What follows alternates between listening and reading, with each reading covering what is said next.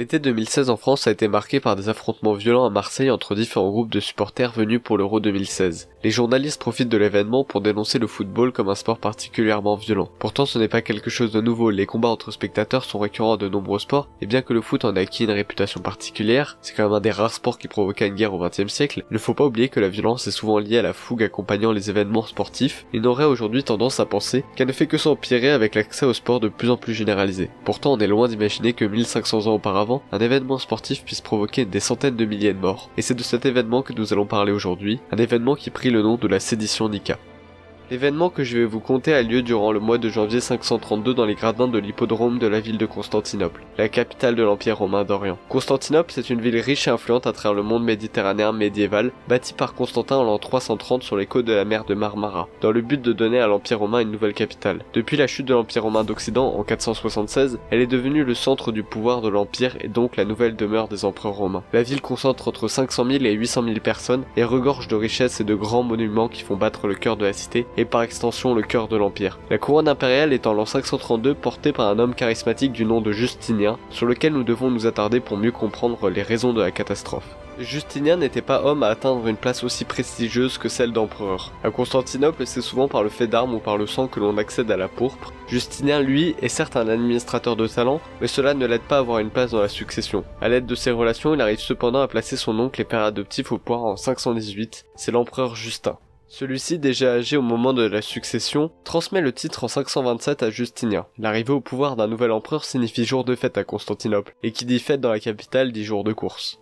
Les jours de course à Constantinople font partie des événements les plus attendus par le peuple. Il y en a très peu par an, une dizaine tout au plus, mais ce sont toujours de grands événements qui attirent les foules. Le peuple soumis à des lois très dures et à une vie religieuse stricte s'empare de ce moment offert par le pouvoir pour pouvoir se lâcher sans être repris par les autorités religieuses. Les supporters sont séparés en deux groupes que l'on a tendance à représenter comme des mafias menées par une jeunesse rebelle. Ces groupes sont marqués par deux couleurs, les verts et les bleus. Les divisions entre les groupes provoquent régulièrement des combats entre les supporters durant ou après les courses, escaladant parfois en de véritables batailles rangées. Cependant, celles-ci sont rapidement calmées par les forces impériales. Dans l'hippodrome, les courses consistent en 7 tours de piste que les auriges doivent compléter avec tous les coups autorisés et il est courant que les participants ne sortent pas indemnes du circuit. À la fin des courses, le vainqueur, s'il s'est particulièrement montré digne de la victoire, peut obtenir le droit d'approcher la loge impériale. Car oui, l'empereur est en effet présent, c'est lui qui organise les festivités, et cela sert à leur image car le peuple raffole de ces événements. Certains empereurs vont jusqu'à participer au spectacle. Même si les courses sont ce pourquoi les visiteurs vont à l'hippodrome, parfois des spectacles tout autres ponctuent les jours de fête, tels que des défilés militaires ou des spectacles d'animaux. Cependant, en ce 13 janvier 532, soit 5 ans après le couronnement de Justinien, les événements sont bien différents. La tension entre le peuple et les autorités sont palpables. Les insultes envers l'empereur et notamment sa femme l'impératrice Théodora, que le peuple qualifie de simple courtisane car fille de montreur d'ours, sont bien plus nombreuses qu'à l'accoutumée. En effet, 12 jours auparavant, l'empereur a fait enfermer et mis à la pendaison 3 membres de faction. Ceux-ci étaient accusés de semer le trouble durant la période de fête. Cependant, leur exécution ne s'est pas passée comme prévu, puisque sur les 3 pendaisons, 2 des cordes ont fini par lâcher. Aux yeux du peuple, c'est un signe de Dieu en faveur des accusés. De ce fait, la population réclame que l'empereur les relâche sous peine de représailles, ce que l'empereur évidemment refuse. Après une vingtaine de courses, le peuple s'embrase et commence à crier Nika, qui signifie à nous la victoire. Le peuple est mené par les factions et principalement par les Verts, et ce sont des milliers de personnes qui se soulèvent et mettent le feu à la ville de Constantin. Leur objectif, s'attaquer au palais impérial situé à côté de l'hippodrome, et sur le chemin, ils mettent le feu à l'ancienne basilique Sainte-Sophie. Justinien est paniqué, il n'est pas militaire et il ne sait pas gérer cette situation. Après 2 jours de révolte de plus en plus violents, il envisage de quitter la ville afin de réunir les soldats de l'Empire pour reprendre Constantinople. Certaines troupes sont déjà à son secours et lutte pour se frayer un chemin jusqu'au palais. De plus, à l'extérieur, Hypatios, un noble de sang impérial, se fait désigner empereur par la foule. Terrifié par la situation qu'il ne sait gérer, Justinien se prépare à fuir. Mais sa femme l'arrête et le pousse à se ressaisir par un discours probablement mythique, se finissant par ces mots. Toi, Autocrator, si tu veux fuir, tu as des trésors, le vaisseau est prêt et la mer est libre. Mais crains que l'amour de la vie ne t'expose à un exil misérable et à une mort honteuse. Moi, elle me plaît cette antique parole, que la pourpre est un beau linceul.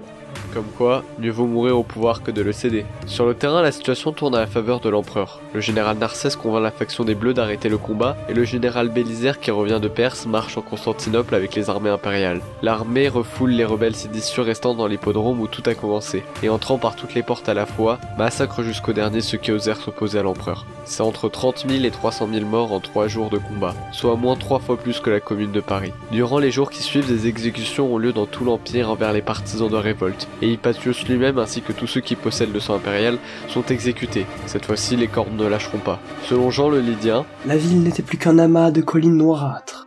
La plupart des monuments de la ville ont brûlé et tout est à reconstruire. Mais Justinien a gagné et règne sans partage sur l'Empire. Il ne compte plus perdre le contrôle du pouvoir comme alors. Après la sédition Nica, il lance le projet fou d'unifier de nouveau l'Empire romain sous son pouvoir. Il compte reprendre la partie occidentale à l'aide de ses généraux Bélisaire et Narsès qui se sont illustrés contre la révolte. Il s'empare ainsi de l'Afrique romaine, de l'Italie et du sud de l'Espagne. Sur la partie orientale de l'Empire, il connaît des victoires face aux Perses sassanides. De plus, il met en œuvre ses talents d'administrateur pour réformer les lois de l'Empire et met en place le Corpus Iuris Civilis, sur lequel se basera la quasi-totalité des codes de loi qui seront en vigueur dans l'Empire. Malgré une des épidémies de peste les plus importantes de l'histoire de l'humanité qui entraînera la mort d'environ 25 millions de personnes, son règne est aujourd'hui considéré comme une période de grandeur et de prospérité, et Justinien reste dans l'histoire comme l'un des plus grands empereurs de l'histoire de l'Empire byzantin. Très pieux, la victoire sur la révolte est pour Justinien un signe de Dieu. Il est désigné par le divin et compte bien le remercier en faisant de Constantinople la cité de Dieu. Le 27 décembre 537 à 54 ans, Justinien quitte son palais sur un char richement décoré et lui-même est vêtu de sa plus belle tenue pour rejoindre sa plus grande réussite. Le bijou de Constantinople,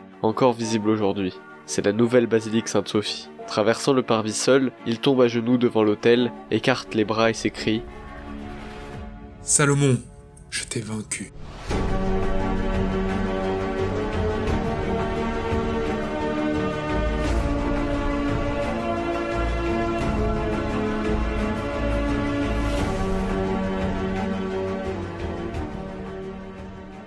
J'espère que cette vidéo vous a plu, si c'est le cas n'hésitez pas à mettre un j'aime, et nous on se retrouve bientôt pour un nouveau moment d'histoire.